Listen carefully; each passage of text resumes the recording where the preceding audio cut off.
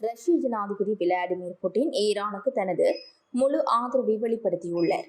ரஷ்ய ஜனாதிபதி Vladimir Putin மற்றும் ஈரானிய வெளியுறவு அமைச்சர் அப்பாஸ் அராக்சி ஆகியோருக்கிடையில் மாஸ்கோவில் நடைபெற்ற சந்திப்பின் போது இந்த ஆதரவு வெளியிடப்பட்டுள்ளது. இன்றைய பார்வை நிகழ்ச்சியுடன் இணைந்திருக்கின்றீர்கள். உலகின் மிக முக்கியமான எண்ணெய் போக்குவரத்து பாதையான ஹோர்முஸ் நீரிணையில் ஈரான் தனது கட்டுப்பாட்டை மேலும் வலுப்படுத்தும் நடவடிக்கையில் இறங்கியுள்ளது. ஈரான் போரில் மையப்புள்ளியாக இருப்பது இந்த ஹோர்முஸ் தான். இந்த நிலையில் ஈரான் நாடாளுமன்றத்தில் கொண்டு வரப்படும் புதிய சட்டத்தின்படி இந்த நீரிணையை தேசிய இராணுவத்தின் கட்டுப்பாட்டின் கீழ் கொண்டு வருவதை நோக்கமாக கொண்டுள்ளது.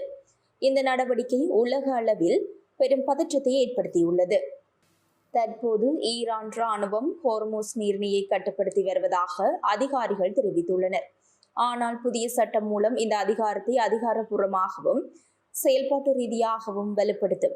மேலும் எதிரி நாடுகள் என்று ஈரான் அறிவிக்கும் நாடுகளின் கப்பல்களின் இயக்கத்தை இப்பாதையில் மொத்தமாக கட்டுப்படுத்தும் வகையிலான அதிகாரத்தையும் ஈரான் இராணுவமும் முழுமையாக இந்த சட்டத்தின் மூலம் பெறும் என்று தெரிவிக்கப்பட்டுள்ளது.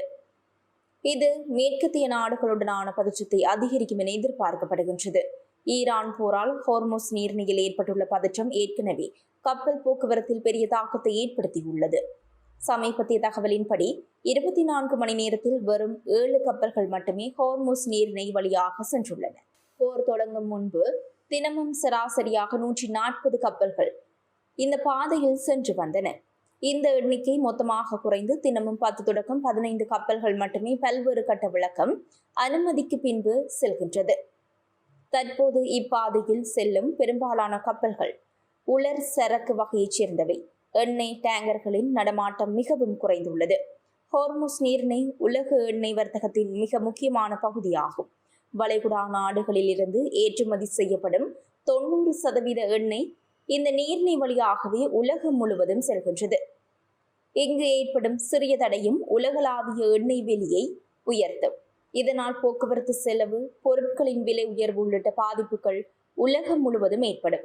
ஈரான் நாடாளுமன்றத்தில் கொண்டு வரப்பட்டுள்ள புதிய சட்டத்தின் மூலம் ஈரான் இராணுவம் புதிய பலத்தை பெறுகின்றது. ஹோர்முஸ் நீரிணை தொடர்பான பொருளாதார நடவடிக்கைகளால் கிடைக்கும் வருவாயை ஈரான் ரியால் நாணயத்திலேயே கணக்கிட வேண்டும் என்றும் கூறப்பட்டுள்ளது.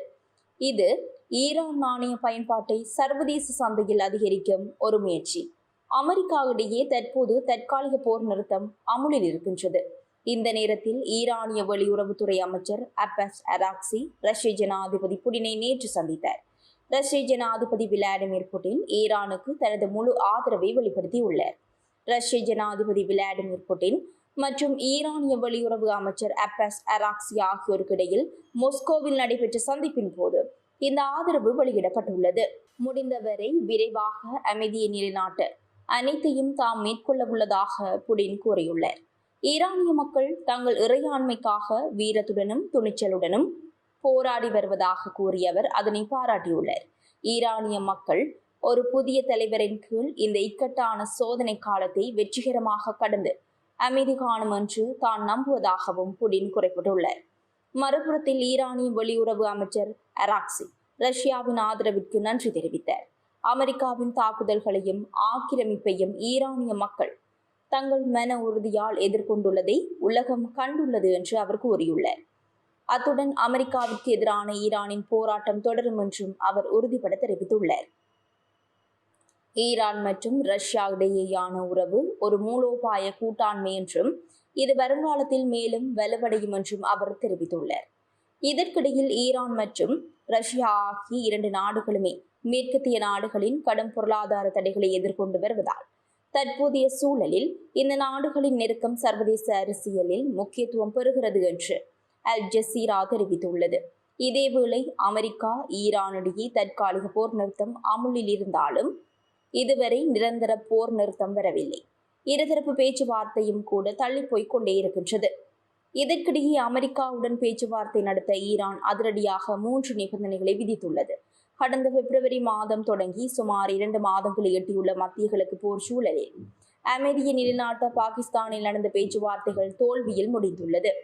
இதனால் மீண்டும் எங்கு போர் வெடிக்குமோ என்று ஒரு சூழல் உருவாகியுள்ளது. இதற்கிடையே அமெரிக்காவுடன் பேச்சுவார்த்தை நடத்த ஈரான் ஒரு 3 நடைமுறைகளை முன்வைத்துள்ளது. அதாவது அமெரிக்காவுடன் பேச்சுவார்த்தை நடத்த ஈரான் சில நிபந்தனைகளை முன்வைத்துள்ளது.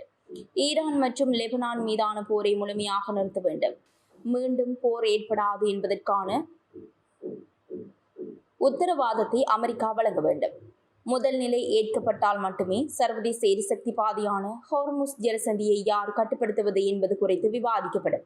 மேற்கூறிய இரண்டு நிலைகளும் வெற்றிகரமாக கடந்த பின்னரே ஈரானின் அணுசக்தி திட்டம் மற்றும் யுரேனியம் செறிவூட்டல் குறித்து பேசப்படும்.